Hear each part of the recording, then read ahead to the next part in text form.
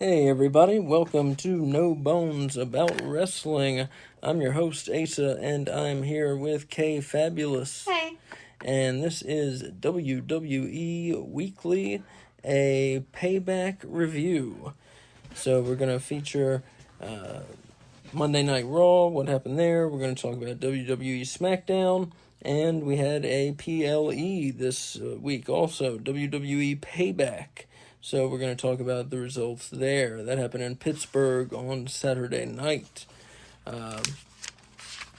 So first, let's dive right in, and we'll talk about some match results. All right. So for Monday Night Raw, August 28th in Memphis, Tennessee, Elvis Presley's hometown.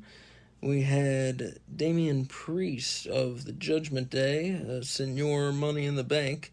He beat one half of the undisputed World Tag Team Champions, Sami Zayn. In tag team action, we had the Viking Raiders beat the New Day. Big upset there. That I consider an upset, at least. The Viking Raiders are bruising guys, but the New Day, rule the tag division. Yeah. Chad Gable beat Ludwig Kaiser. Tommaso Ciampa beat Big Bronson Reed. And in the night's main event, Becky Lynch beat Zoe Stark.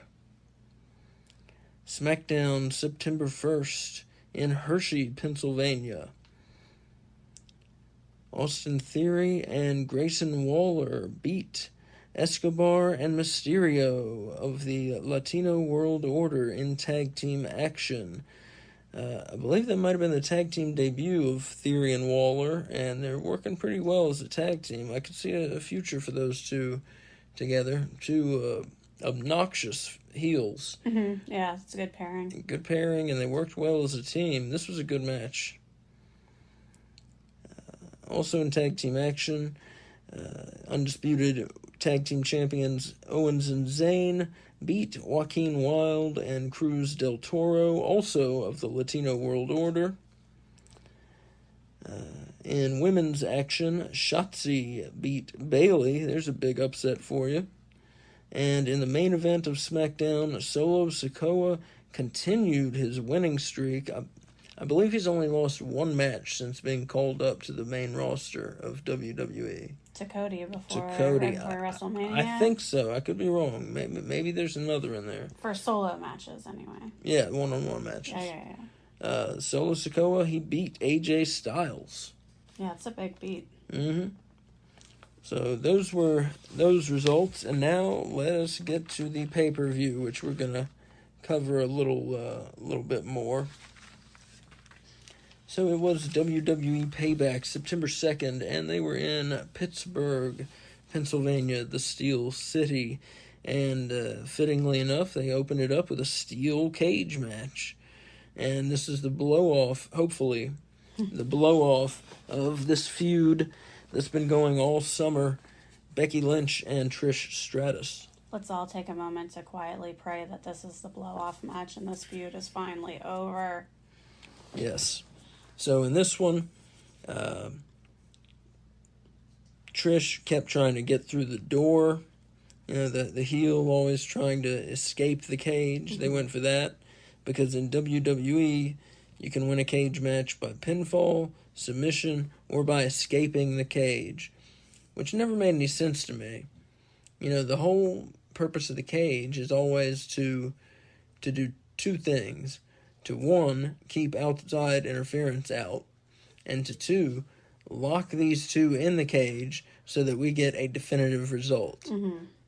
It's not so that one of them can go running out of the cage 5 minutes into the match. That's stupid. It's always been stupid. I didn't understand it when I was a child watching these, and I still don't understand it today. I could understand it if it was by means of escape through climbing over the top, maybe. But by just asking the ref to open the door so you can walk out, that is so stupid. Exactly. But I could see scrambling and you're so scared or so concerned about being defeated that you scramble over the top to a runaway that way. But excuse me, sir, can you open that door so I can step out and win this match? Right. Really odd. Yeah. It doesn't make sense. And WWE used to use, old timers will know what I'm talking about. They used to use these big blue cages with, they didn't look like this. They didn't look like these dog cages that they use today at all. They were these big blue bars. It looked more like playground equipment, but they were these big blue bars, and they would hurt. It looked like a bunch of, like bicycle locks, that kind of material that you think of, put together. Yeah, they don't use those anymore. Like chain? Wonder why. Or like the cord No, bicycle locks? not chain, not cord either. You're thinking of the wrong kind of bicycle locks. Think of playground equipment. Just think of that. It looked more like that, and it was blue. A lot of just blue steel bars connected. All of them could be used as a foothold or a handhold. So very good for climbing. I guess that's why they did it like that. They did a lot of suspenseful climbing out of the cage, since that was a finish. Could have been climbing out of the cage. Do you think they changed it for aesthetic reasons to the chain link? Like, because you can see more, like if there's less camera interference because the wires are thinner? I don't know why they changed it, honestly. Because it's not like they didn't know the other cages existed, because the NWA were using the other kind of cages, and then WCW used a different kind of cage. Every other wrestling promotion in the world used a different kind of cage, but WWE used their big blue barred cage that looked like 6-year-old playground equipment. I wonder if they switched to the other kind just because everyone else was using it, so the wrestlers that they were getting from other places were familiar with wrestling in that type of cage match. I don't know. Can't think of when it happened either. Do you think by the time wrestlers get to WWE, most of them have had a cage match? Or would you say no? Like, what percentage of wrestlers do you think, when they arrive at WWE, have had a cage match in their career? That's a good question. Thank you. In their career? In their career so far.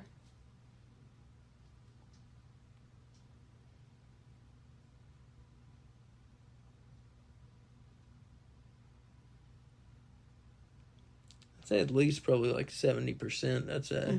Because it's fairly common in the indies. Oh, yeah. I mean, that's one of the big draws. Yeah. I mean, cage match, fuck. Somebody's going to bleed. Let's go see that shit. Yeah. I think I've been to 5 indie shows, and I think 4 of them have had cage matches. Yeah. You've only been to 5 indie shows? So, We've been to 3. 3. Yeah.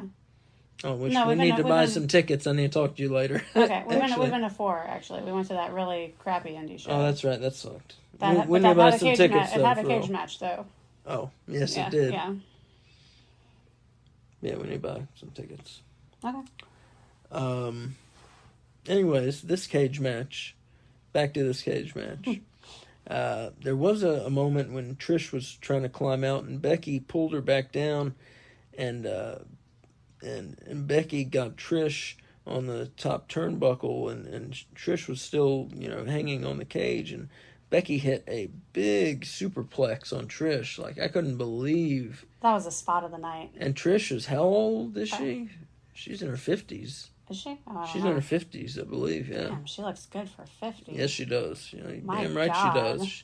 No, she's 50-something. Everyone needs to be doing yoga. She's that should be 50-something. She should be on some sort of national campaign poster for yoga. We were going to start doing yoga. And then we'll look like Trish Stratus. Yep. I think, see how old she is. Okay. Not spot of the night, spot of the match is what I meant to say. Oh, spot of the match for sure. Yeah. I was thinking if it was spot of the night. It might have been the spot of the night. It was big. I was like, holy shit, when they did it. I couldn't believe they did it. It looked like way too high to suplex her from. But they nailed it. 47. 47. Okay, I was wrong. But They were close, I mean. She's old. Also, Becky, what does Becky call her rock bottom? Does she call it something? I'm sure she does. Well, she hit a rock bottom. Is that the Beck-Sploder, or is that... Is it the Beck-Sploder? I don't know. People have such weird so names. I can't keep track nowadays. Becky hit a rock bottom. I believe that's how she got the pin. And Becky Lynch got the pin. But not... At one point, though, Zoe Starks had let herself in the ring, and of course, it's a WWE cage match. There's always interference in a WWE cage match. Always. I told you on a preview show, I told you Zoe Starks is going to interfere. Well, because it's not locked. No, it is locked, but they like unlock it or open it, I guess. The referee's there. There wasn't a lock on that cage. Yeah, good call. Yeah, I guess they do keep it unlocked. But Zoe Starks interfered. People always interfere in WWE cage matches. And she interfered, but it didn't do them any good. 2-on-1, they still couldn't beat Becky Lynch. And Becky got the pin on Trish. After the match, Zoe Starks goes to console Trish to help her up. And Trish starts yelling at her.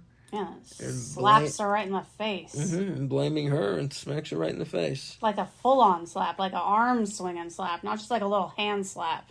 This was full arm swing slap. Yeah, and Zoe, as you could imagine, did not care for that. So Zoe beats her up and leaves her laying. She has a Z360 on her. Z360, right. For all your long-distance telephone needs. So, I couldn't tell, and from the sound of it, the fans couldn't tell. Was this a face turn for Zoe? Was it a face... It wasn't a face turn for Trish. It wasn't a face turn for Trish. No, Trish is the one that slapped her. So if you're a heel and you beat up a heel and leave them lying, are you just still a heel that left a heel, or are you a face now? It's hard. Yeah, I guess Zoe might be a face. We'll find out on Monday. Yeah. If she's a face, how many heels do we have left on Raw? We have Trish and Rhea. And then those are the only heels. Yeah. Because Shayna Baszler turned face. Well, we'll count Zoe as a heel for now. Yeah. She has done nothing face-like. All she did was beat up Trish Stratus. That's kind of face-like. Yeah. All she did is beat someone up.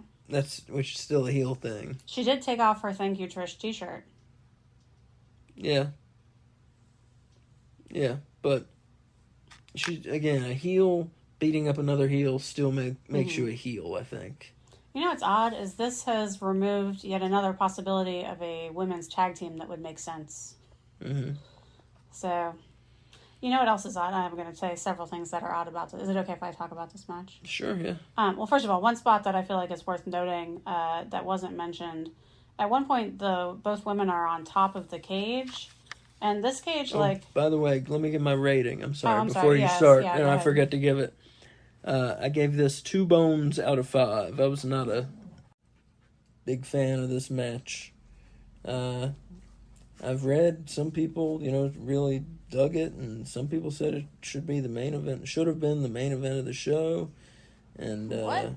Yeah, I read that today. Today, I was listening to people online and reading things online, and some people said it should have been the main event of the show, and just this match didn't do it for me. I don't know. Some people really liked it and were like, man, these two went at it. They gave it their all, and now I will give them this. They were hitting each other against the cage. They really were, but it doesn't look. There's just something about that cage, the way it looks. It just doesn't look that bad when you get hit against it. Now, it hurts, sure. It just doesn't look that bad, is all I'm saying. No, both of them had, hematomas on their head. Yeah. By the time the match was done. They were hitting each other on the cage. Oh, yeah, you could tell. Trish was bruised all over the place by the end of that match. Mm-hmm. So, I give them their credit, but it wasn't a good match for me. So the moment I was talking about, both women climbed to the top of the cage, and the top of this cage isn't like the top of a chain link fence. There's a little platform or 2 parallel bars that go around the top of it, and Trish put her legs in the between the parallel bars so that she could punch Becky, and then she fell backwards, almost like you would do a tree of woe. Kind of hanging from her knees, but from the top of the cage. And then she did a sit-up to come back up to punch Becky. It was amazing. Such a impressive feat of strength and bravery, because I think being that high up in general is scary, but being that high up and like hanging from just your legs has to be like upside down, has to be like slightly terrifying. I would be scared to death. I would like pee myself. Yeah. Yes. Yeah. I'd be scared to death. But those are the two, I feel like, sort of high spots of what was otherwise a mediocre match. Mm-hmm. And even that one, like, it was impressive, but it wasn't super good, you know? Like, yeah. So I agree. I wouldn't give it quite a 2, but definitely match of the night. Like, I feel like sometimes with women's wrestling, people feel like women's wrestling is looked over so much that they exaggerate the greatness of it when it is good. Like, when it's good, they say it's great. When it's not great, it's just good. Right. Just because it's women's wrestling, so they're holding it to a different standard. Right.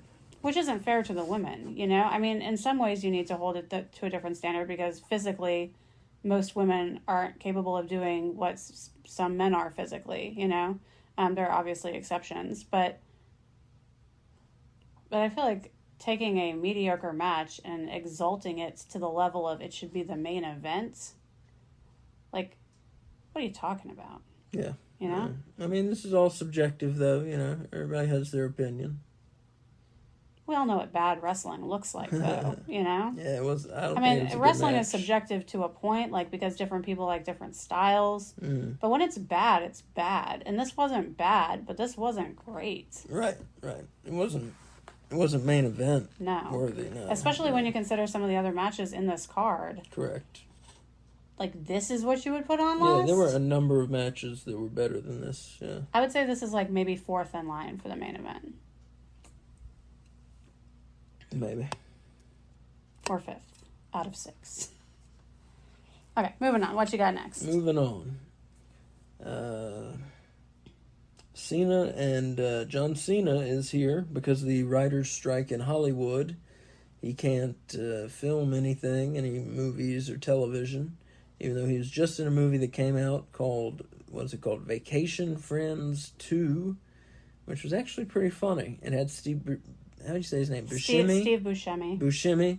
Had Steve Buscemi in it. Buscemi. Shimmy. No, you're saying shimmy like shimmy. It's shemmy with an E. Shemmy. Okay, yeah, you got it. Anyway, he's in it. It's a pretty funny little movie, actually. John Cena's funny in it. John Cena's a funny guy, actually. Anyways, so he's back home to WWE now that the writers are on strike, and he's going to be here for 2 months, is what the schedule says. Wouldn't you take a vacation? I would, but some people like working. Yeah, but come on. I don't, but some people do.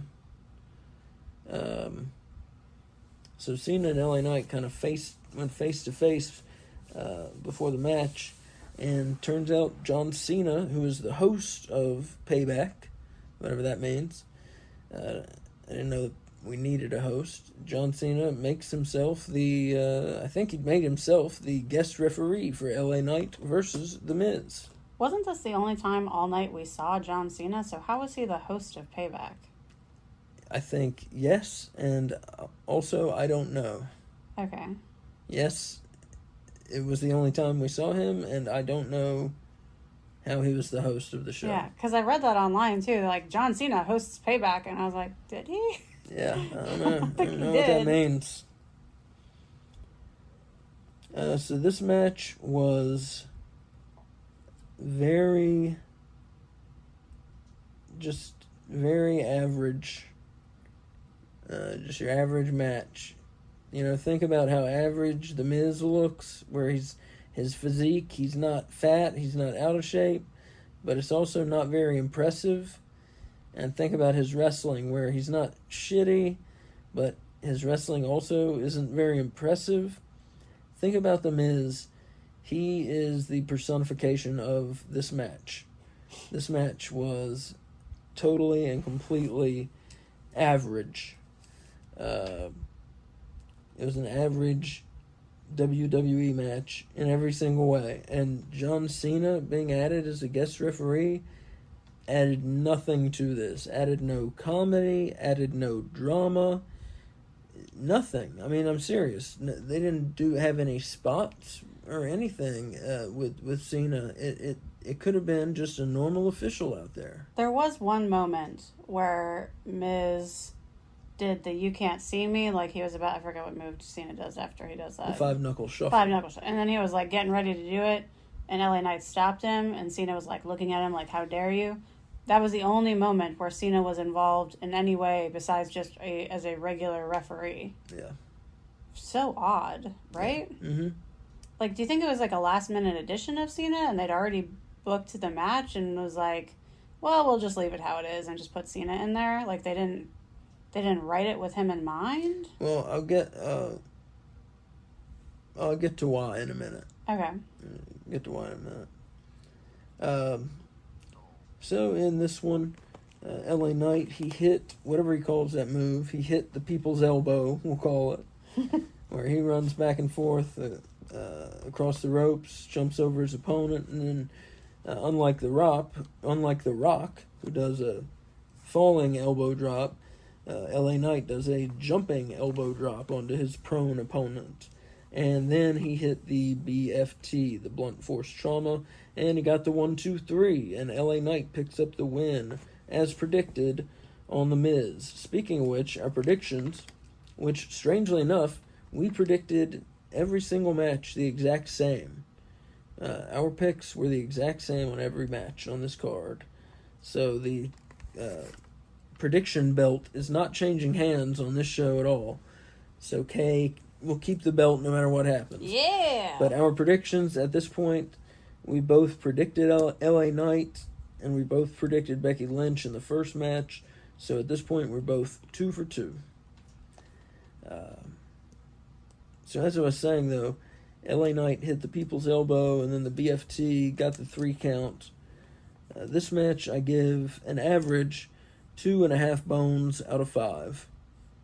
Very average. So why Cena was there? So they did this bit where, he holds up LA Knight's arm and kind of does a passing of the torch thing to him, like the John Cena stamp of approval. Mm-hmm. They just needed Cena to be out there. They just needed some excuse for Cena to be out there. And they didn't have a reason for him to come running out, after the match had ended. So they said, we'll make you the guest referee. We'll do a little thing here with The Miz, and then you can raise his hand after the match and do that.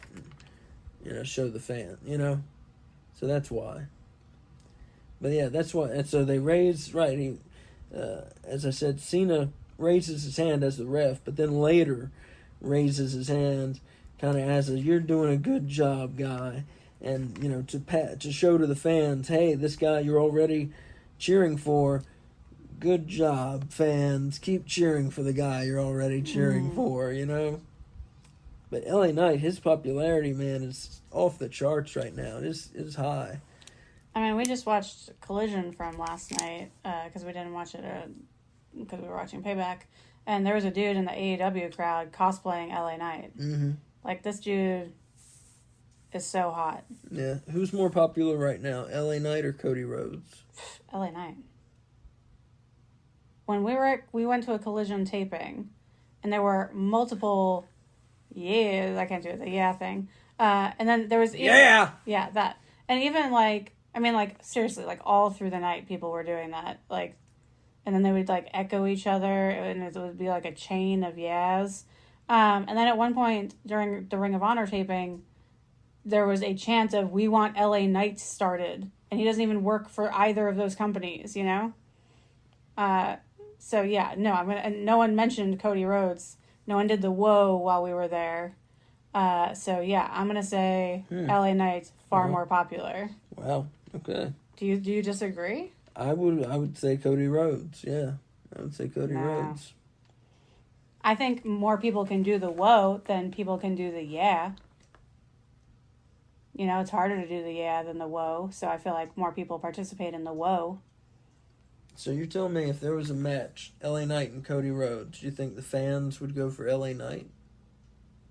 No, I think because the fans would be so torn, that match would never happen. No, I'm just saying if there were a match, who would the fans go for? I think half would go for Cody Rhodes and half would go for LA Knight. That's a cop-out answer. No, I think it's true, though. I think it's true. I think it's that divided. Up next, we have the WWE United States title match. We have the champion, Rey Mysterio, the living legend, the little god of wrestling, defending against former champion Austin Theory. This one, pretty good match, actually. Austin Theory is say what you will about him. He's forgettable. I think a lot of people have said that. I've heard several people, myself, who say that. And I don't know what that is about him, why he is so forgettable. But he's pretty good in the ring. I've started to notice that he's pretty darn good in the ring. Because I've been paying attention. It's weird. I find him forgettable, so I've kind of been over paying attention to him when he's in the ring. Because I find it fascinating. I'm trying to figure out why I find him so forgettable. But it's led me to see he's good in the ring.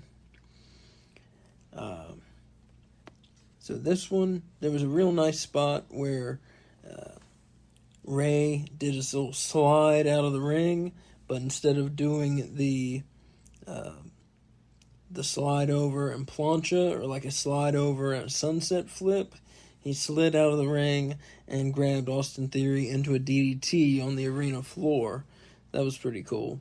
The end to this one came when Austin Theory had Ray up in the A-Town down, and Ray just scooted on down, got a roll-up on, and got a 1-2-3 count on Austin Theory.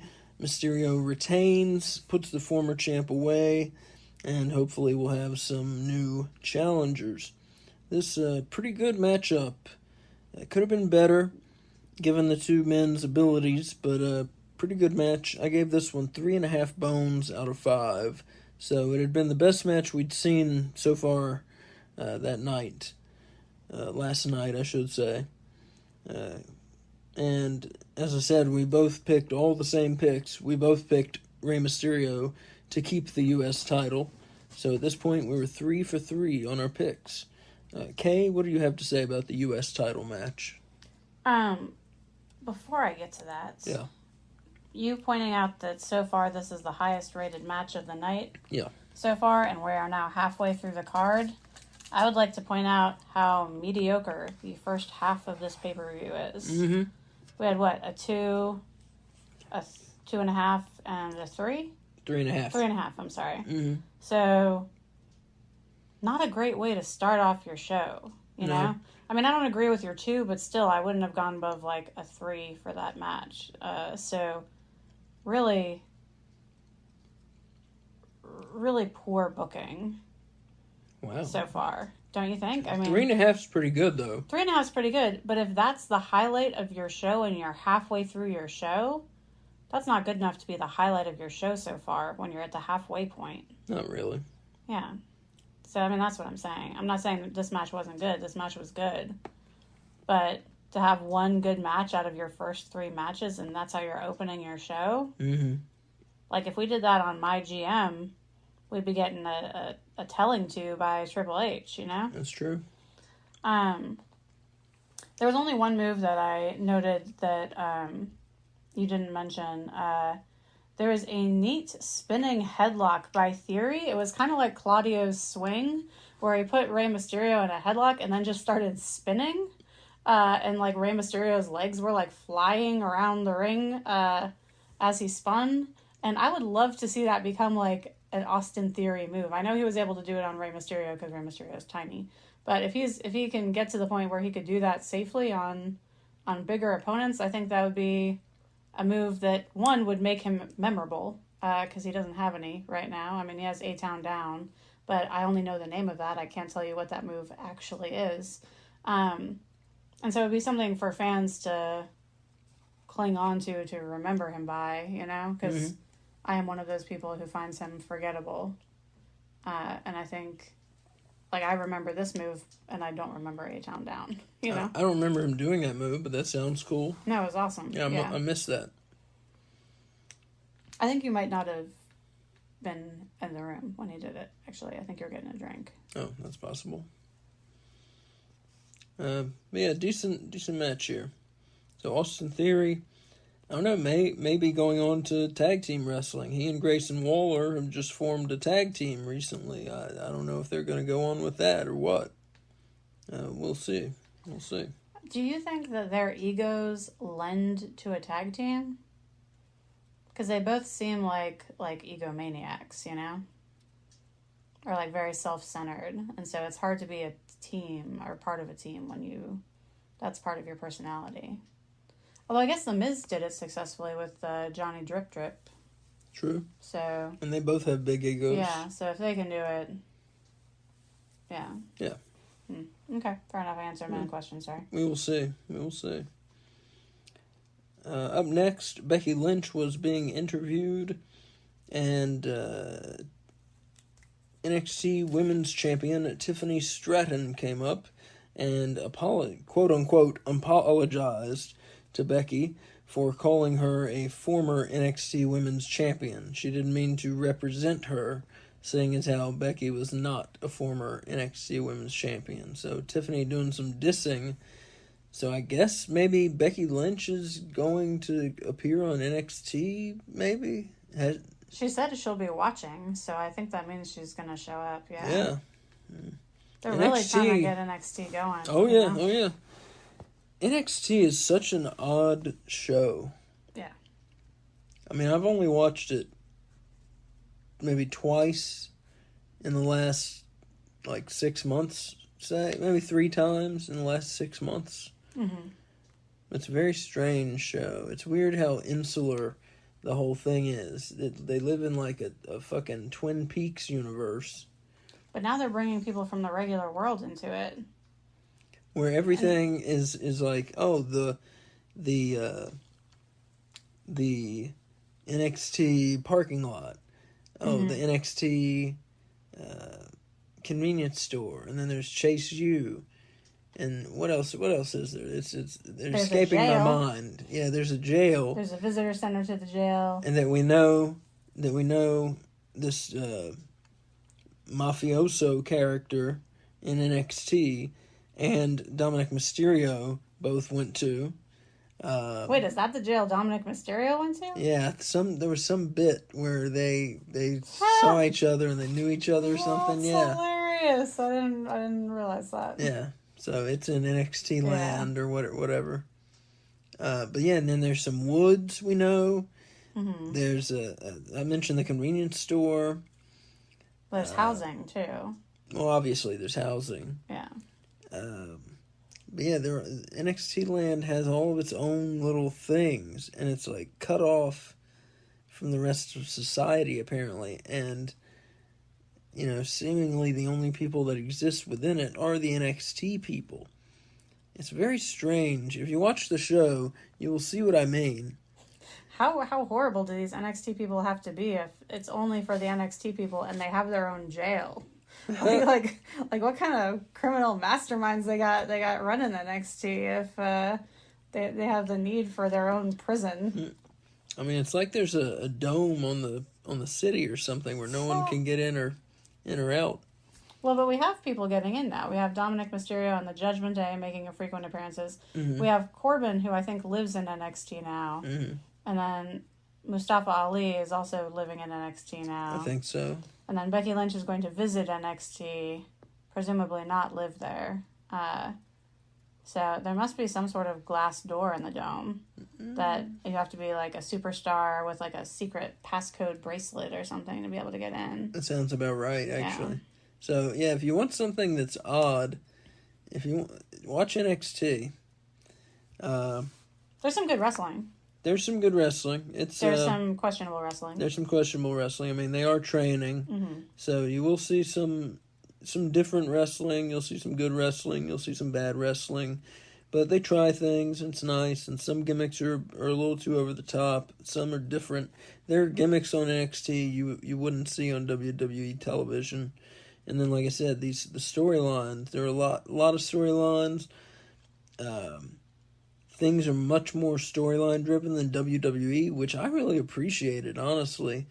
The thing is, whether it's good or bad in NXT, at least everything happens for a reason. Mm-hmm. Things are happening for a reason. There's a reason the people in the ring are fighting. Mm-hmm. There's a thing they're fighting for. Yeah. And I really appreciate that. As a fan, I really appreciate that. I appreciate that there's a cup and it's not just all belts. Yeah, no, they're actually, and that's good that you mentioned that, because NXT has actually started their own, I forget what they call it, but there's a new cup that they're doing. Mm-hmm. They're in a big tournament, like round robin style, and the winner gets a new cup. Mm-hmm.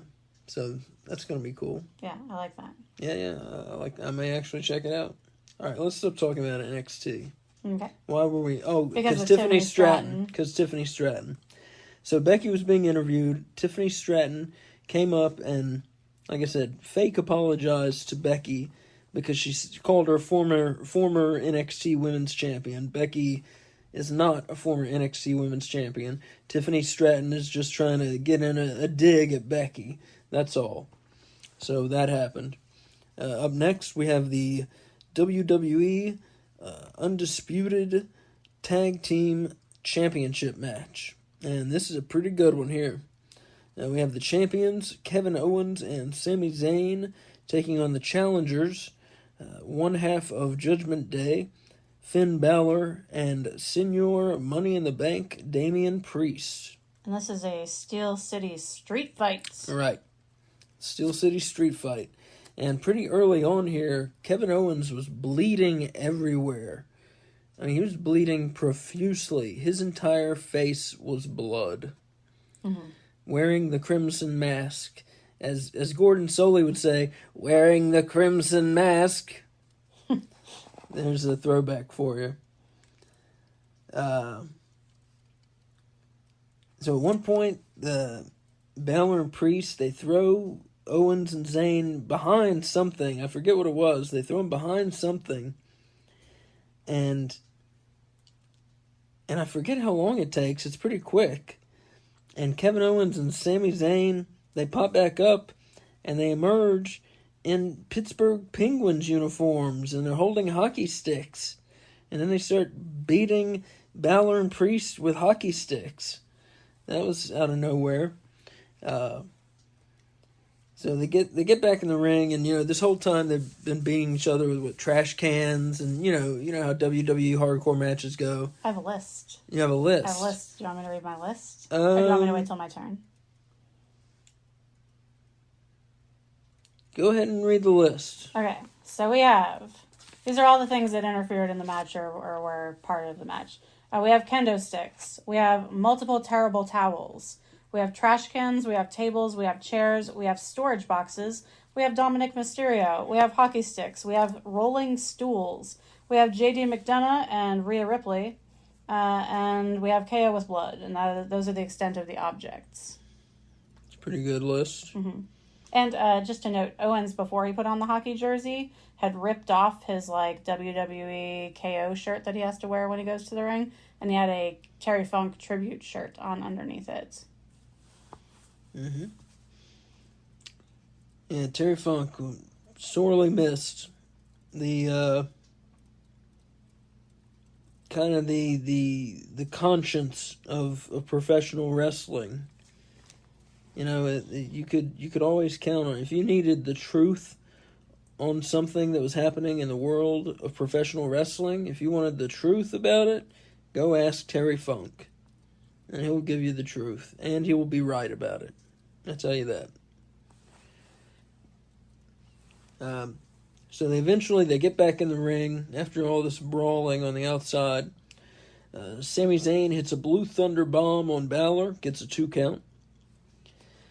One point here, Dominic Mysterio, our boy, comes down, the NXT North American champion, Owens starts to beating him up and gets him on the outside, sets him up on a table, and goes up into the stands and does a senton bomb out of the stands onto the floor.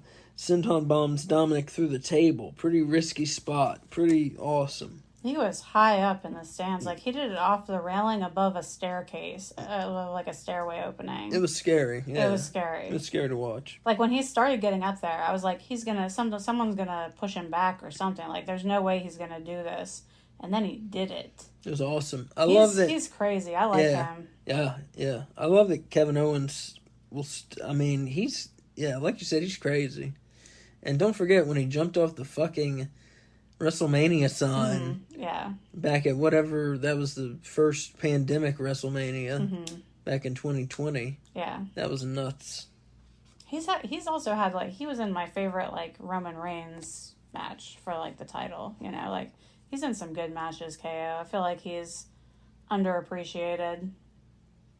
You feel like he's underappreciated, really? Oh, I feel like he's very much appreciated. But I feel like he's so awesome that, yes, he's underappreciated, even though he's clearly appreciated by the audience. He should be more so. I see. Like, he should be, like, on Cody Rhodes' level of popular with his level of commitment to the business and the level of risks that he takes and the quality of matches that he puts on, in my opinion. He's one of my favorite in WWE. He's no Cody Rhodes. Don't get... He's no Cody Rhodes, but he should be... Don't get carried away. He should be close to that level, is what I'm saying, of appreciation. Close, okay. Because, like, LA Knight's at the Cody Rhodes level of appreciation, but he's nowhere near Cody Rhodes, you know? Right. In the ring. I'm not saying that KO is near the ring to Cody Rhodes. I'm just saying he doesn't get the due that he has earned, I don't think. Yeah, you're probably right about that.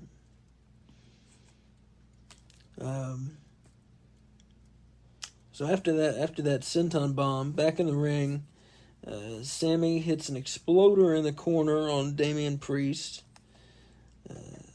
And then Sammy knocks Finn Balor off the ring apron through a table. He runs into the ropes, and that knocks Finn off the apron through the table. And then Kevin Owens hits a stunner on Damian Priest and goes for the pin and gets a 1. Gets a 2, and then JD McDonough pulls out Sammy. Yeah, thank you. Pulls out Sammy, who'd gone for the pin on Priest after the 2 count. He throws Sammy onto the ground. Kevin Owens pop-up power bombs McDonough onto the announce desk, which I assume was supposed to break, but all that happened was JD McDonough ended up taking a very awkward-looking bump where his back contorted in a weird way. It looked like it fucking hurt. Rhea Ripley, so Kevin Owens now, he's pop-up powerbombed McDonough, and right after that, he's kind of stopped to catch his breath for just a second. He turns around, and Rhea Ripley, the World Women's Champion, is bearing down on him, and she fucking spears him through the barrier at ringside. That was awesome. It was awesome. And then, in the ring, Finn Balor hits a sling blade, a drop kick. He goes for the coup de grace. Sami Zayn hits an exploder. Sami Zayn hits a haluva kick. And then Dominic Mysterio saves Finn with the Money in the Bank briefcase. He drapes Finn's arm over Sami Zayn. 1, 2, 3 count. The Judgment Day are the new, undisputed World Tag Team Champions. Dominic Mysterio, thank you, wherever you are. So, Sami Zayn, Finn Balor and Damian Priest are your new, undisputed World Tag Team Champions. Hell yeah. You left off the hell yeah. Hell yeah, yeah. So, the Judgment Day, now we have Damian Priest is one half of the undisputed tag team champions. He's Mr. Money in the Bank. Finn Balor, one half of the Undisputed Tag Team Champions. Dominic Mysterio is your NXT North American Champion. And Rhea Ripley is the Women's World Champion. Dude, Damian Priest should come out next week with a shopping cart with, like, his briefcase and his belts in it because he's got so much stuff he can't carry it. But, yeah, this match, very good. This one I gave 4 bones out of 5. And I'm actually changing it. I'm going to give it 4.5 bones out of 5. Yeah, I agree. That's a good 4.5 bones out of 5. So this is your match of the night. This was my match of the night. Yeah, oh, yeah. Me too. Match of the night. Too. And we both predicted incorrectly for this one. We did. We both predicted that Owen, we thought they were going to play it safe. We were like, oh, they're not going to win. We both predicted Owens and Zayn to keep the belts. We were both wrong. So after this match, on our picks, we were 3 for 4. Can I just say I've never been so happy to be wrong before? Not many times. Yeah, because after the match, when the Judgment Day were leaving and they, like, turned around to, like, mug for the audience or whatever, it was just like a sea of belts, and it was so beautiful, you know? Mm-hmm. I loved awesome. It's such a good look for their faction to just have. I mean, they have 6 belts and a briefcase. Right. That's awesome. Yeah. Awesome. Yeah, it's awesome. Between 4 of them. We'll see how long it lasts. We'll see. Yeah, so I guess we'll save that for storylines. Never mind. Moving on. See how long it lasts. So after that, they kind of calm things down a bit. You mean drag them to a screeching halt? That is, I guess that is what I meant. Yeah. And they do the Grayson Waller effect, which I have nothing against Grayson Waller. In fact, I like him. But as Kay said, this dragged things to a screeching halt. I don't know who is deciding to do this during a pay-per-view. But stop it. Yeah. We don't need this. Is this the second time we've had the Waller effect during a pay-per-view? At least, yeah. Yeah. At least. So his guest is Cody Rhodes. And Cody Rhodes comes out and announces that somehow he has greased the wheels and has gotten Jey Uso moved to Monday Night Raw. So that'll be interesting. Seeing Jey Uso, I expect, won't be going after the Intercontinental title. So I expect, Jey Uso might be, who knows, going after Seth Rollins, or, when Seth drops the belt to a heel, one of the very first contenders against the heel will very likely be Jey Uso, I think. Mm-hmm. So good for him. Good for him. Yeah. So you don't think he's going after Gunther's title reign? I don't think you can build him up and do all that stuff in the bloodline and call him main event Jey Uso and then have him go for the Intercontinental title. Yeah. I think you just drag him down with that. Mm-hmm. No, I think you just wait and then make him main event Jey Uso. Yeah, I think you just wait. How did he get that nickname? 'Cause Roman, wasn't it? I don't know. That's what I'm asking. I don't remember, honestly. Yeah. I think, wasn't it Roman, and he was like trying to build him up and said, they're going to be calling you main event Jey Uso or something like that, wasn't it? I don't know. I think I'm right, but we'll look back. We'll find out. That's a good question. So after the Grayson Waller effect, which took for fucking ever, I forgot what happened during the segment. Did somebody come and lay him out? Do you remember? I don't remember. I don't remember what happened. I just remember Jey Uso getting announced. Yeah, that's Maybe all Jey Uso might have laid him out. I don't know. Might have happened. Somebody laid him out. I know he knocked over one of the Grayson Waller signs. Yeah, somebody laid him out. And he challenged him to a match, but he was like, "My beautiful sets, we can't have a match now." I remember that. Jey Uso challenged? Someone challenged him. It was either Cody or Jey Uso. I would guess Cody, but... Anyways, whatever. Something happened on it, and doesn't matter. Nothing came of it. So we have 2 matches left. First, the WWE Women's World Championship match. We have the champion, Rhea Ripley of the Judgment Day, taking on Raquel Rodriguez. And this was maybe the match I was most looking forward to, just because I wasn't quite sure what these ladies were going to do. I thought it could be very good, and I was very nervous for them, because I thought it would be put in a big spot, and it was, and I thought it would be given time, and it was. So I was very nervous to see how it would turn out, and it turned out very well, I thought. I'm not sure the exact time on it, but these ladies, they're two of the bigger ladies we have in WWE. Size-wise, yeah. And there's quite a bit of wrestling. We had some wrestling going on. Mm-hmm. And they really were, using their power and legitimately wrestling each other. We saw some nice power moves, and it was just a good match. They wore each other down, and it was a deliberately paced. Some people might call it slow. I say deliberately paced. I say sit down and use your attention span for a minute and enjoy the match, and then maybe you will enjoy it.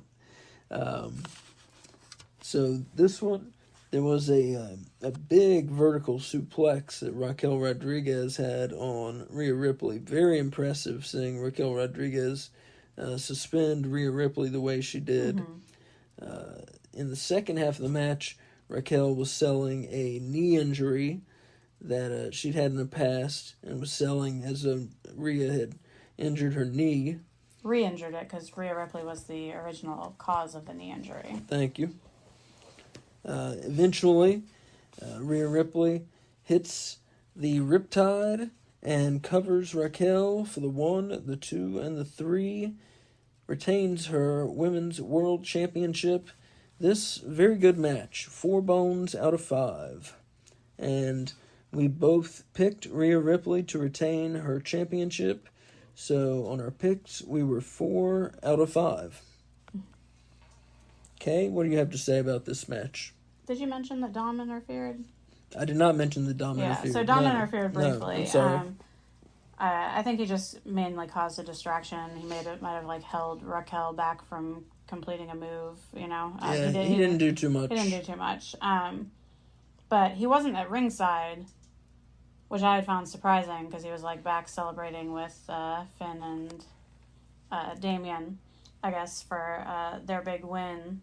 But he did eventually come out when it looked like Raquel might be getting some steam up against Rhea. I really enjoyed this match. At the very beginning, they did a really good job highlighting how evenly matched these two women were for each other by, trying to do a shoulder takedown, but the other person doesn't even step back when you hit them. They did a few of that when them shots of them looking bewildered at that the other woman was on their level, And I appreciated that to help build the drama. This match was well done. This match had a slow burn, but it was good. It was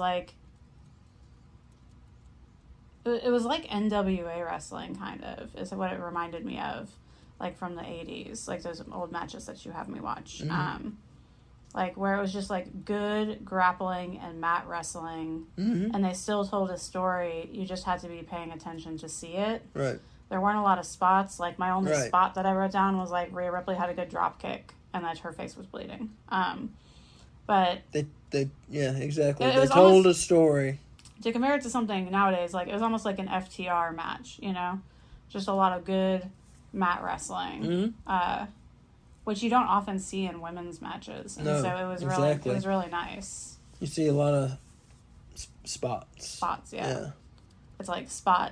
Let me think about it. What's the next spot? Do that spot. Let me think about it. What's the next spot? Do that spot. And this was not that at all. And so I think some people did not appreciate this match, because they were expecting to see a spot fest because it was a women's match. Yeah, they wanted to see a bunch of power moves in a 10-minute match, and that's not what it was. And I'm glad. I really enjoyed this match, honestly. But I'm also a big FTR fan. I think most people we did a watch along with Last Week in Wrestling.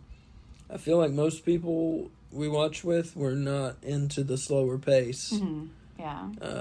but I definitely enjoyed it. Yeah, That might be too that they were doing a watch along, because like in a watch along, you're like half paying attention, half the time, and I was sitting there paying attention. Well, I was too, but I'm saying like a lot of times when you do pay attention, it's because you're noticing these bigger spots, and there weren't these big spots to draw their attention back to the match. So if they were only half watching, they were missing the whole point of the match,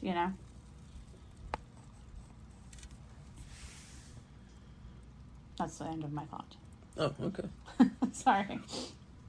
So yeah, good match. And Rhea, some people have been saying that her streak hasn't been good, or that her reign hasn't been good, and this and that and the other, and it's been fine.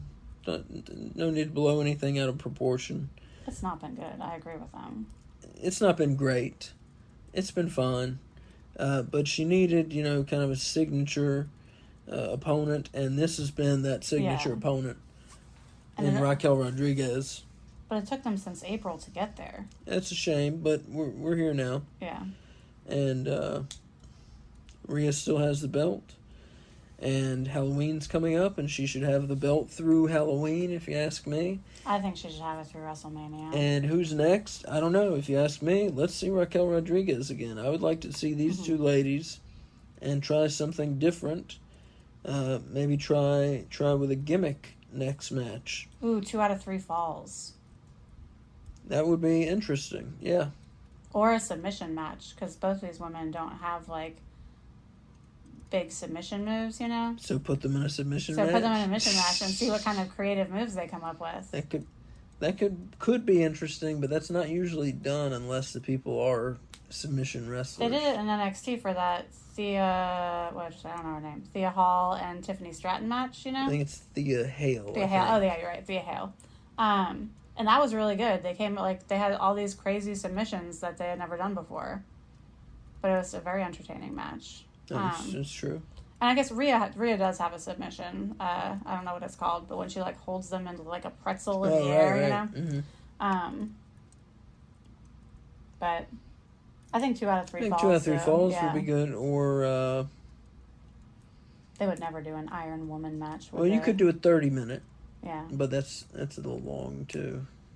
It's a little long. Yeah, I think 2 out of 3 falls is what I would like to see. But I agree. I don't think this feud is over. No. I think do it again. Especially because keep it going. Yeah. Especially because Dom got involved. We had an unsatisfactory ending in Raquel's eyes. Mm-hmm. So, or an unfair ending, I should say. So we'll see. But yeah, Raquel Rodriguez. This is the best match I've seen her in. Me too. For sure, she definitely stepped up. Mm-hmm. She just stepped up. And she stood out, yeah. Mm-hmm. All right, so up next, the main event, the WWE World Championship match. We have the champion, Seth Rollins, defending against Shinsuke Nakamura. And Seth Rollins, of course, coming in with the bad back. Shinsuke Nakamura saying, "I know about your bad back," and attacking it. And just being a bad dude. And, talking about how he knows that Seth is in pain when he is with his children and he can't bend over to play with them and all this terrible shit and how he's going to make it worse for him. And God, you listen to it, and Nakamura just seems like the worst guy. Child, singular. They have 1 kid. Oh, well, whatever. Yeah. He just seems like the worst guy. And I've been through back problems. I still have them. Not as bad as they were. And, man, back problems are not fun. It sucks. It's terrible. And I had them really bad, really severely. Well, to the point of surgery. Yeah, which is I had why back it's surgery. Better now. Right, I had back surgery. So I'm kind of there where Seth Rollins is now, where you need surgery and you're kind of pushing it off. And you need it, and you're in pain every day, and I've been there, and just the thought, I can totally identify with Seth Rollins just the thought of someone out there wanting to make that worse for you, it's like, Jesus Christ, what kind of evil person is this Nakamura, you know? So that really comes through in him being a heel. And they had in this match, they had this really cool opening for Nakamura. They had this anime type opening for him. It was really neat. I don't know why they're saving all this neat stuff for Nakamura now that he's some, back splitting heel. Because they're trying to build him up as a good heel. So they're trying to make some of his stuff cool, so you like hating him, Shinsuke Nakamura has been reheated more times than a week-old meatloaf. Gross. Yeah. Yeah. But here we are again. Shinsuke Nakamura in a world title match. I feel like they're doing him as a heel right this time, though. The last time they had him as a heel, I feel like they were he's just a bad guy, but they didn't know what to do with him. Here they're, giving him... one, really awesome promos. They're letting him speak in Japanese, which I think is a big deal. Mm-hmm. And just some really cool video packages. Before the match, they did a video package on him. That was excellent, And then we got the anime comic book style intro, which was, I hope they keep that, Yeah, that's cool. Or at least keep elements of it, because it was Seth specific, but maybe keep pieces of it to put as his new Titantron when he comes out, Or do one for every opponent. You don't need to do new drawings for every opponent, but do a new voiceover for every opponent, Well, you could even do, if you just did one panel, because it's like a comic book, So there's, one scene where Seth, turns around and his eyes bug out, So just make that one person a different person every time he has a match, Yeah, or for the big matches at least, Something. Yeah. Keep it and change it. Yeah. Is what we're saying. Yes. Modify it. Yeah. Yeah. This one, Shinsuke starts off working on the back, of course, and he goes back to it time and time again. God. Nakamura at one point has a really nice high knee to Rollins near the end of the match. They go on for quite a while. This is another one, deliberately paced, and a lot of people, again, are going to say it was slow, it was boring. I don't think so. I disagree. I thought it was a really interesting match. I thought it was very well paced. I thought these two went out there and gave it their all. You don't have to be going 1,000 miles an hour the whole match to have given it your all. People, misthink when they think that. They have misthought. You can play your hand too early by trying to rush through the whole damn match. And this match was paced just the way this match needed to be paced. No faster, no slower. And I really enjoyed this one. It ended when Seth Rollins, he hit a stomp out of nowhere and then got the pin for the 3 count. And the finish took, I can't be the only one, but it took me by surprise. It's like, that was the finish? Because they're usually in WWE, the main event, you get a bunch of false finishes. Somebody kicks out of the finishing move, this and that. We all know the WWE formula. It gets old, which is why a lot of times their main event is not the best match on the show, because they go by this tired formula. And it makes finishing moves not seem important. I don't want to get on a whole rant. But I hate the whole, let's do fucking 20 false finishes, I hate that shit. But they didn't do 20 false finishes in this move. They just did Rollins stomps him and pins him, and it was shocking that it was over. Yeah, and it was like a stomp out of nowhere, you're right. Yeah. And Rollins beats him. He retains his title.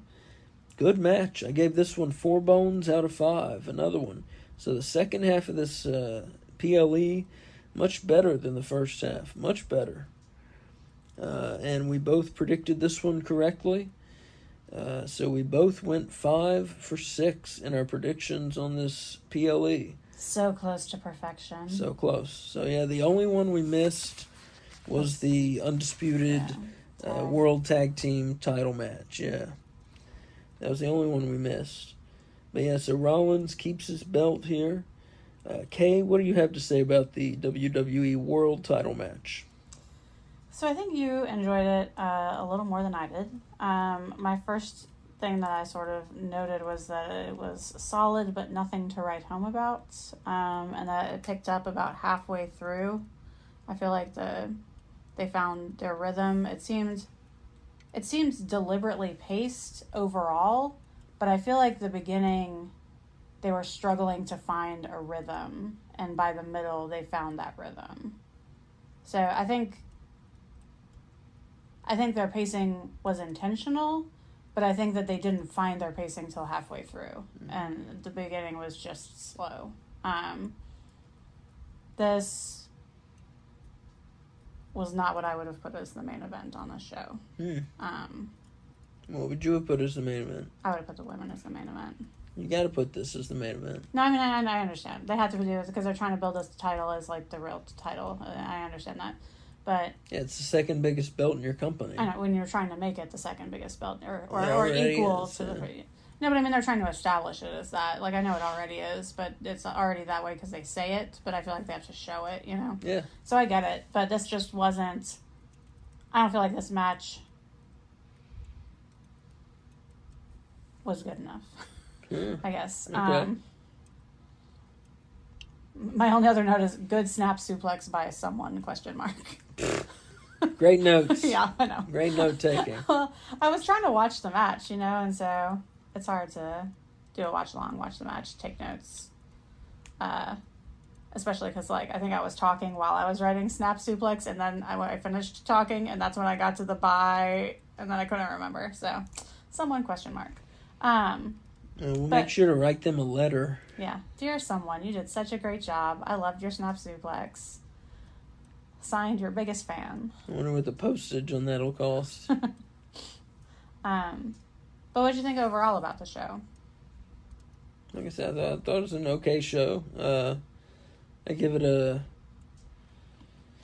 like a B minus. What is that in bones? In bones overall. I would give it a C+. We're giving grades. Probably give it 3.5 bones overall. So pretty good. Yeah. Pretty good. And 3 like I said, there's 3 matches in the second half of the show. The Rollins Nakamura, the Owens and Zayn versus Balor and Priest, and the Rodriguez versus Ripley match. Those, really saved it. Those 3 matches made the show what it was. And Mysterio versus Theory was good too. Yeah. Yeah. So yeah, 3.5 bones out of 5. The show overall. That's fair. It was good. It was a B show. No Roman. He's on vacation. Again, yeah, it must be nice. He's on vacation, and no Roman, no Jimmy, no Solo. And that's what's so strange to me is that storyline is so hot. Why let it cool down and not even have Jimmy or Solo? Well, maybe they know what they're doing. Not just that, but you're not just letting your biggest storyline on SmackDown cool down. You're letting all of your storylines on SmackDown except for one cool down, because all the matches on the show were from Raw except for one. It was odd. It's odd, yes. And there were only 6 matches. I mean, time-wise, they still went to like 11:30, but pull out the Waller effect and stick in another match. 6 matches on a PLE? Like, if I had gone to this PLE, I would have been upset that there were so few matches. Not to compare them to AEW, but I'm gonna. All In had 11, you know? Yeah. Like, come on. Yeah, I hear you. 11 is 6? Yeah. I mean, I expect, I'd expect if I went to a PLE, I'd expect at least 8. 8. That's what I was thinking too. At least 8. Yeah, minimum of 8. And especially because, like, WWE's matches normally don't last that long, I would assume their numbers to be higher, just naturally, you know? But, I mean, in this one, they gave their matches some time, which was good. I guess it's mainly on their TV shows that their matches are shorter. Right. Yeah, so their TV shows. They let them wrestle on the PLEs. Mm-hmm. Yeah. Why their PLEs are the best part of the company. Yeah, that's why they don't let them wrestle on their wrestling shows. Huh? So it's weird they don't let them wrestle on their wrestling shows, though. Well, those are their commercial shows. That's where they show the commercials. Oh, I see. With the wrestling in the corner. Mm-hmm. They don't even do that a lot of the time. A lot of the time they don't do picture-in-picture. They do just straight-up commercials, yeah. I mean, they do it sometimes, but, like, they used to do it like how AEW does. Oh, that's where they show their commercials with the wrestling in between. Yeah. All right, so next up we have... So what's the next show? No Mercy? Oh, I don't know. Isn't it? No Mercy? I don't know. I think it's No Mercy in October. Is our next right. PLE, yeah. So they're reviving No Mercy. I don't know when the last one of those was held, but I tell you, it's the title of one of my favorite video games of all time. I tell you that. WWF No Mercy, that is a fucking classic. If you have a Nintendo 64 or an emulator and you've never played that, go buy a copy of WWF No Mercy on eBay right now. You will thank me, I promise you. It's a gem. Yeah, it's odd. Unless I missed... That gets fucking 5 bones. There aren't many things. You won't hear the words 5 bones on this show many times. We'll do a video game show at some point. WWF No Mercy, that shit gets 5 bones. You know, it's odd. Unless I missed it, and correct me if I'm wrong, we didn't have a No Mercy ad at the end of this pay-per-view. They normally advertise... We didn't keep it on till the end. Yeah, we did. We waited. No, we didn't. We did it. We saw it restart. Oh, I didn't notice. Yeah, but normally, like, we were getting Fastlane ads during... I mean, not Fastlane. I keep calling it Fastlane. Payback. Payback. Well, thank you. We were getting Payback ads during the one they had in... SummerSlam. Thank you. God, I can't keep my PLEs straight. So it was just odd that there was no Mercy promo. That's why I thought maybe I missed it, but you missed it too if it was there, huh? Yeah, if it was there, yeah. All right, so up next we have news. Did I say it right that time? You did. News. Correct. Okay. So do you want to start with CM Punk? Yeah, so I'm not going to talk about this much at all, but I got to mention it. Even though this isn't WWE news, it kind of is, because he's a big star. AEW fired CM Punk. Phil Brooks, and his name Phil Brooks, CM Punk. They fired him. They said with cause, because apparently he was, assaulting a worker backstage and threatening the boss physically, and you can't do that stuff. But hey, this is the wrestling business, so who knows? Man, I tell you, if I were Triple H, my fucking hand would break. It would have gone to the phone so quickly. So, if they don't pick him up, WWE doesn't pick him up and find him a good psychiatrist, and no, I'm not trying to be funny, I'm serious, find him a good psychiatrist, and also give him a job. If they don't pick him up, they're fucking stupid.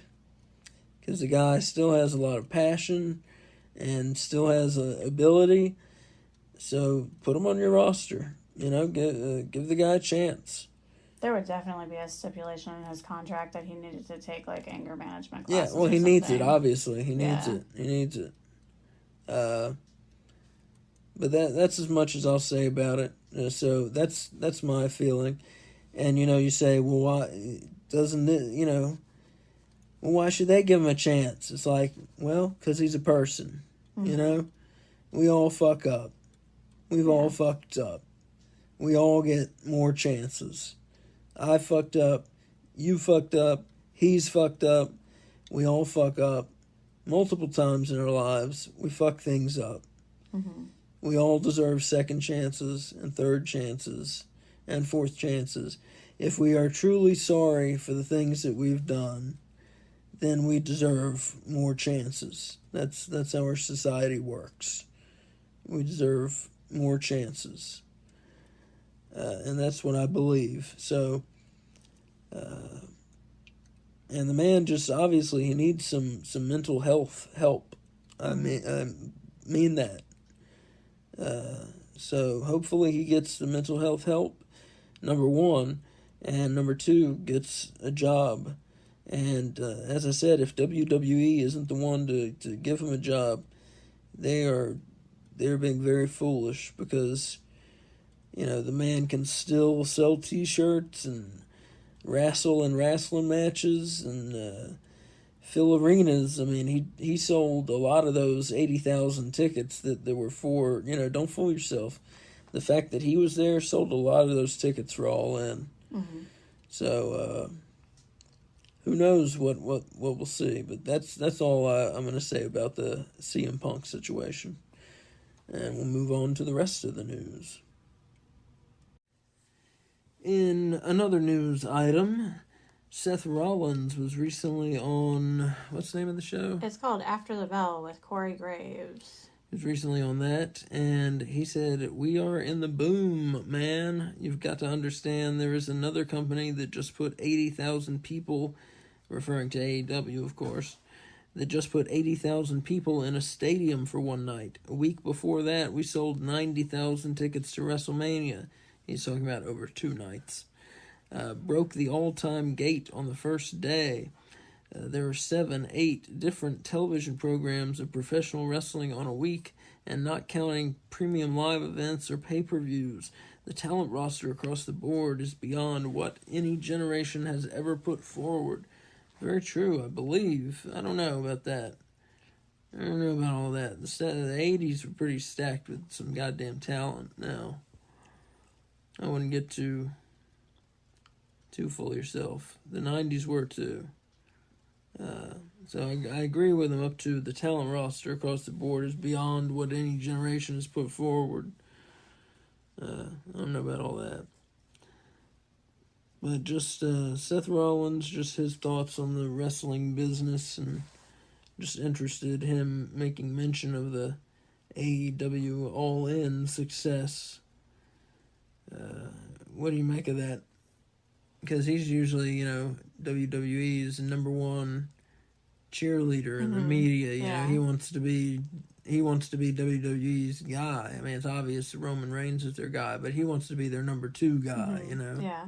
Well, I think he wants to be the Macho Man to Roman Reigns' Hulk Hogan. I think you can't talk about the state of the wrestling business and not acknowledge the existence of AEW right now, because of its influence and because of its success at All In. Like, it set a worldwide record. So I think in order to sound like he knew what he was talking about, he has to mention it. Let me ask you this. If not for All In, how worried would you be about AEW right now? With Punk leaving?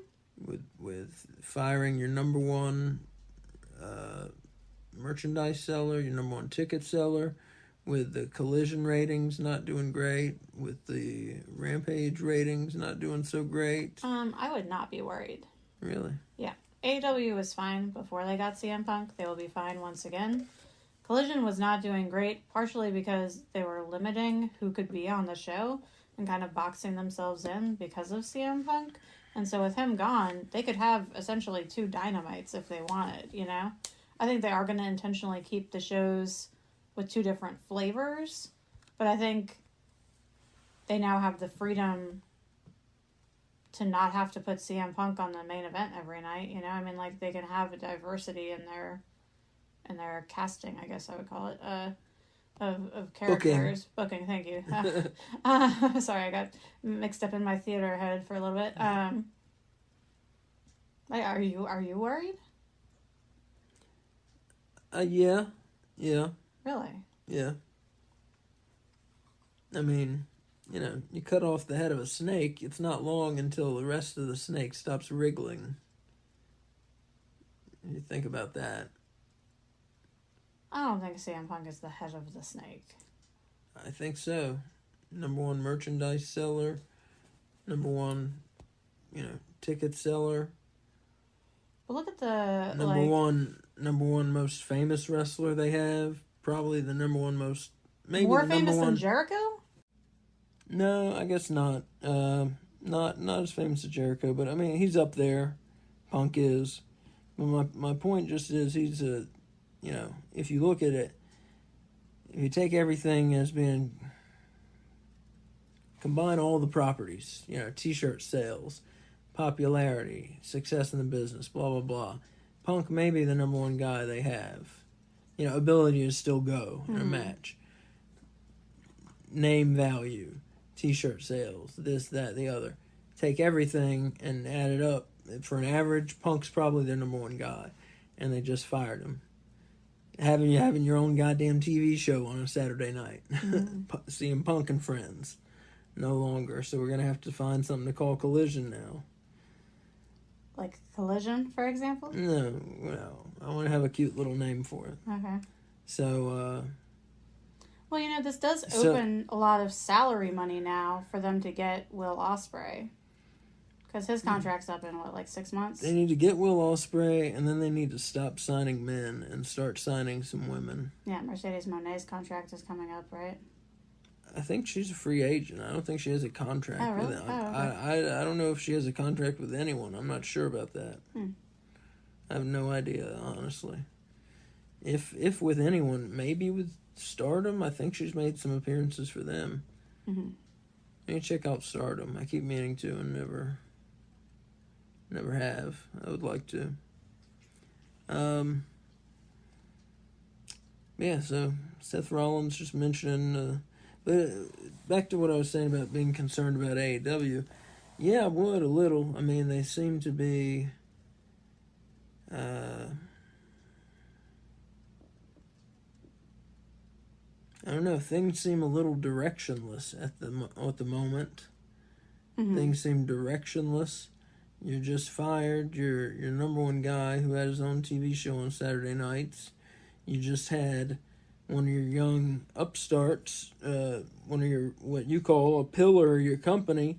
You just had to suspend him and investigate him. You just had one of your executive vice presidents, Matt Jackson, who's supposed to be, somewhat mature, take a victory lap in the ring at Collision after the show went off the air, when it's clear what that means, He should be above that.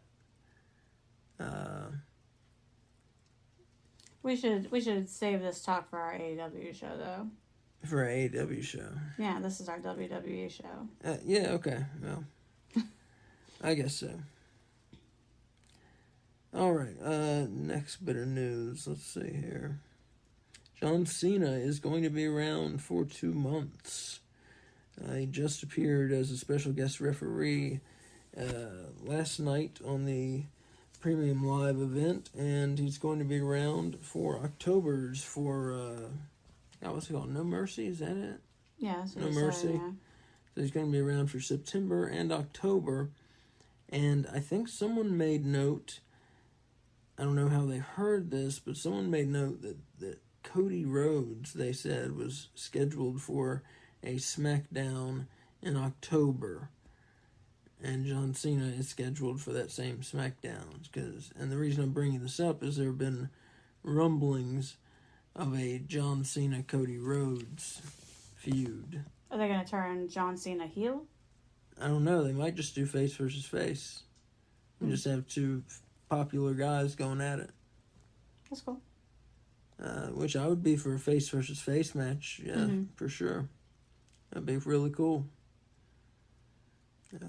But if he's going to be around for 2 months, good, great. I like him. I think he's a very good worker. I mean, I know he's a very divisive figure, but I think he's a great worker. And I'll say great. I think he's a very good worker. And he's a 16-time world champion. He's one away from the record. If you got him there for 2 months and you want to make some news, I got one way you can do it, you know? I got a double way you can do it if you have him have a match against Roman Reigns. You want to piss some people off and or bring some people back into the fold? No Mercy, main event, Reigns versus Cena. Can Cena get his 17th? Can Cena really unseat this man who has had the belt for over 3 years and unseat him and set the record for the most titles ever at the same time? Can this aging John Cena do that? In his blue and green and pink and orange t-shirts? No, for sure he can't. I'd be for it. I would love to see it. And I tell you what, it'd be a hell of a match too. Mm-hmm. Reigns versus Cena. Yeah. Those two would put on a hell of a match, I bet you. It'd also be more interesting than this really long, drawn-out bloodline thing they got going on. Yes, it would. And it would be more interesting than not having a undisputed Universal title match at all. Mm-hmm. True. So what have you seen us around for 2 months? What do you want to see? And I like your idea. It's the Roman thing. I'm not really into the Cody thing. It appears he's going to be on SmackDown, so... Yeah. So I like the Roman idea. I don't love the idea of Ric Flair's record being beaten, but it's going to happen eventually. Might as well be Cena, you know. He's such a pillar of the company, and to use the word pillar. Well, Cena has 16. Charlotte has, 15? No, she has 14. 14. Yeah. Randy Orton has 14. So somebody's going to... Randy Orton may be retiring. I don't know. From that injury he had. From that, I believe it was a back injury, I believe. Mm-hmm. Or you have Cena win it, break the record, and then while he's celebrating in the ring, Randy Orton's music hit, and Randy Orton comes out, and he's the next challenger, you know? I don't know about Randy. Randy's time may be up. I'm not sure. I don't know. I've heard things kind of both ways on Randy Orton, so I have no idea what the truth is about him. We haven't seen him for over a year. That's what I know. Well, his dad said his doctors have told him he shouldn't wrestle. Well, the internet said, his dad said. Well, an interviewer. I mean, it wasn't like a rumor. Okay. Yeah. So, hopefully Orton will listen to his doctors, if that's what they said. I'm sure that's a hard pill to swallow. You know, you don't really, most 40-year-old men aren't told, hey, it's time to retire from what you love doing. It's tough. So what else you got for the news? I was waiting for your Cena. You're just going to go with what I said? No, I like what you said. All right.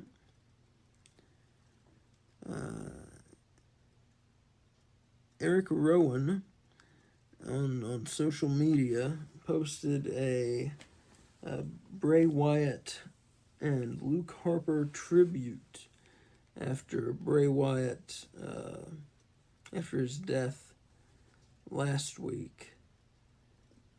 And just wanted to share a little bit of it with you. It was kind of a heartfelt tribute that he shared on social media. Of course, Eric Rowan, he's been on the independents since being fired from WWE. He's been known as Eric Redbeard. I believe maybe some of the times he's just been known as Redbeard. So in it, Rowan explained in his tribute that he and Wyatt originally bonded over their mutual love of horror movies and music while in FCW. Over time, the Wyatt family's on-screen partnership grew into a real-life bond. Rowan wrote that though Wyatt and Luke Harper / Brody Lee, who's John Huber, are no longer here, he knows they're always listening and smiling. Rowan expressed how much his heart hurts for Wyatt and Brody's families. And that's from Joseph Courier from the Wrestling Observer. Thank you. Yeah, Rowan has been... And what, you mentioned a wrestling company at the beginning of that? FCW. What is that, Florida Championship Wrestling? Do you know? I don't know. Let's pretend it is. Rowan has appeared for actually AML, which we cover sometimes here on our show. We saw him wrestle. AML, America's Most Liked Wrestling. Weird name, good wrestling.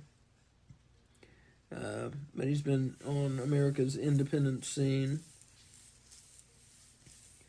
Unsure why people didn't pick him up. I think he's a pretty good big guy. It is Florida Championship Wrestling, by the way. Unsure why no one picked him up. Maybe he'll come back. You never know when people are gonna come back into the fold. Next up in the news, WWE receives nearly $3 million in Welsh government subsidies for Clash at the Castle. This was the WWE Premium Live event back in, I think it was September. It was last fall. This is twice the amount that WWE received from Puerto Rico for Backlash.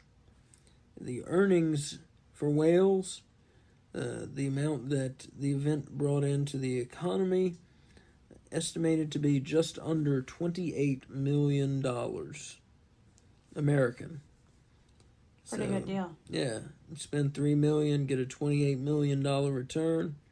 Pretty good deal the Welsh government struck there, yeah, I'd say. So, and that's the thing, WWE, that's what they do, is they make these deals where they tell the city, or the municipality or the state or whomever, they tell them, you're going to pay us to come into town, and then you're going to thank us. Mm-hmm. And that's what happens. And then they have just two more success stories, Puerto Rico and Wales, to show. And I'm bringing this up because the next one they're going to try this on is London. Mm-hmm. They want to book, I think they want to book Wembley, Mm-hmm. as they just saw AEW break the all-time paid wrestling attendance figure. Of course, if you listen to what show is that we did that on? I don't know what you're talking about. So. Well, when I told the story about the all-time pro wrestling attendance figure. Oh, I believe that was AEW. That was This Week in AEW. Yeah.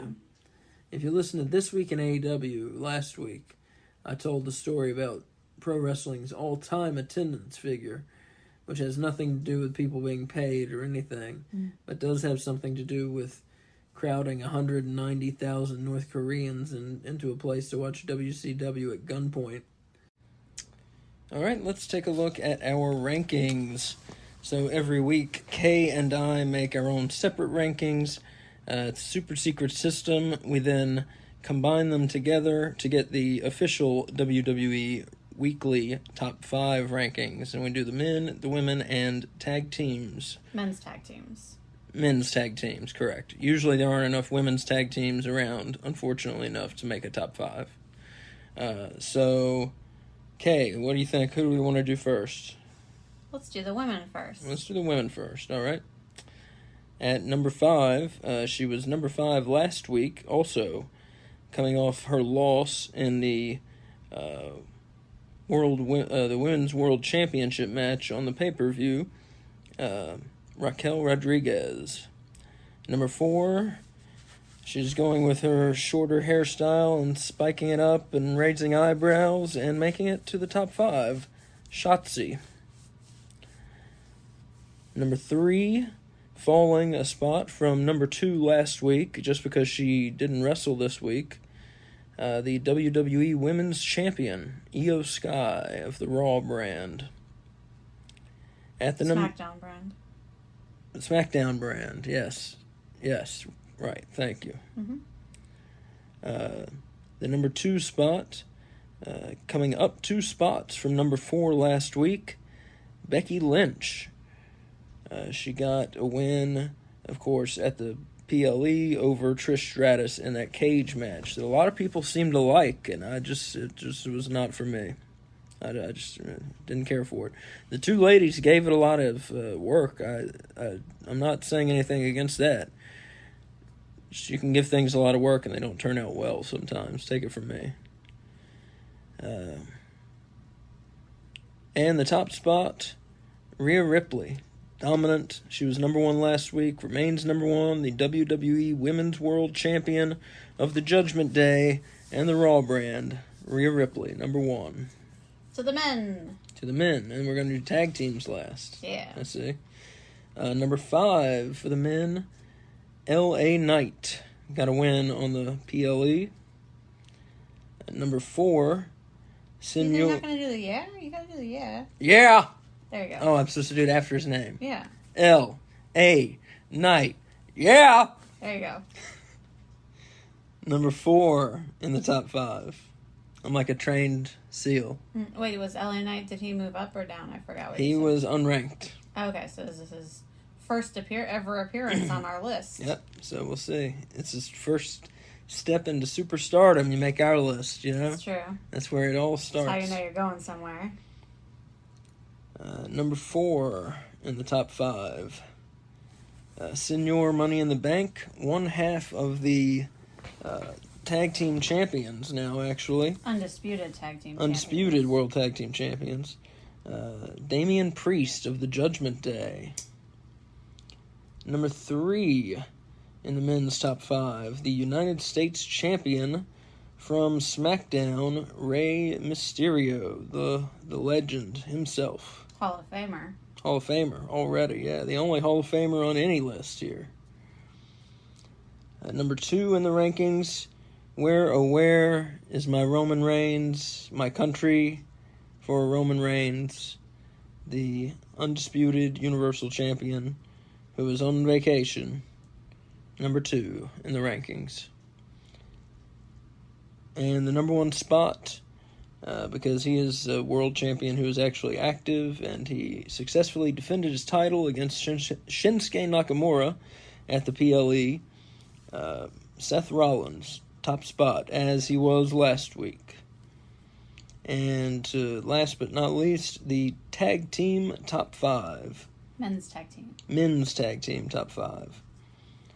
Number 5 this week, down 3 spots from last week. They lost to the Viking Raiders on Raw this week and dropped down to number 5. The New Day, one of the best tag teams of all time. The New Day? Like that. Thank you. Number 4, the now former undisputed World Tag Team Champions, dropping 3 spots from number 1. They lost the belts to the Judgment Day, Kevin Owens and Sami Zayn.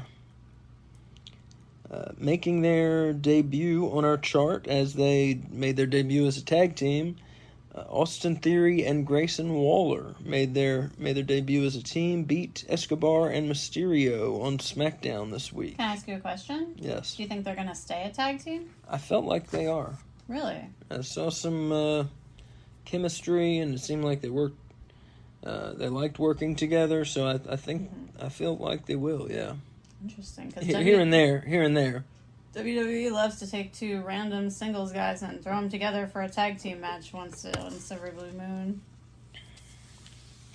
I think we will see them. Yeah. Cool. Number 2, making their debut in the top 5, by way of their win over the New Day, the Viking Raiders. That's what happens. You beat the New Day, you get ranked well. And the top spot on the chart, unranked last week, Finn Balor and Damian Priest, your new undisputed World Tag Team Champions of the Judgment Day. So, folks, that is our show this week. It was nice to have you with us, and hopefully you enjoyed yourselves. We will next see you Wednesday. No, wait. We will next see you... Tuesday. What's Tuesday? Tuesday is the This Week in AEW and All Out Review. This Week in AEW and All Out Review. And then we will see you Saturday for WWE Weekly. And also Saturday, I want to mention a big event that's coming up. We're doing on our YouTube channel, which is No Bones About Wrestling. That's the title. We're doing a watch-along of WCW Halloween Havoc 1994. And yes, it's just as exciting as it sounds. So what we're going to do is we're meeting Saturday, September 9th, on our YouTube channel, No Bones About Wrestling. We're going to meet at 4:30 p.m., give everybody time to get there, and around 4:40 p.m., we'll have a countdown, and we'll all press play on Peacock. That's where we're going to watch it, is on WWE Network on Peacock. We'll all press play so we can all watch it together. We're going to be in costumes. Your hosts, it'll be me, Kay, Dylan from Last Week in Wrestling. We're going to have some other guests as well. But your hosts will be in costumes to kick off the spooky season. And we're going to talk about the event as it's going on. We're going to make fun of it a little because it's mid-90s WCW. You can make fun of it a little. The main event of the show is Hulk Hogan versus Ric Flair for the world title in a steel cage. The loser must retire. Mr. T is the special guest referee. I'm not making any of that up. That's a fucking main event. That's a main event. There's some... That's not the greatest match in the world, I can tell you that. No matter what, Ric Flair can't carry the whole match on his back, but there are some really good matches on this Halloween Havoc, for real. And it's going to be a great time. So one last time, Saturday, September 9th, 4:30, on our YouTube channel, No Bones About Wrestling. Meet us for WCW Halloween Havoc. And subscribe wherever you listen to podcasts. You'll get all our shows. Go to our YouTube channel, subscribe there to get our videos. We put out videos every once in a while, and we're going to be putting out more and more. And... Did you mention this Halloween Havoc is part of a series? Oh, it's part of a series, thank you. That's why we're starting so early, is we're doing a series of Halloween Havoc. That's why we're starting on September 9th, is we're going to do it throughout September and October. So we're going to do some newer Halloween Havocs. We're going to do a couple of the NXT Halloween Havocs that they've been doing lately here.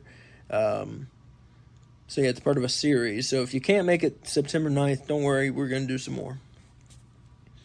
And yeah, folks, thanks for listening, and we will see you Tuesday for This Week in AEW, an all-out review. Yep, and as Mick Foley would say, have a nice day. Bye.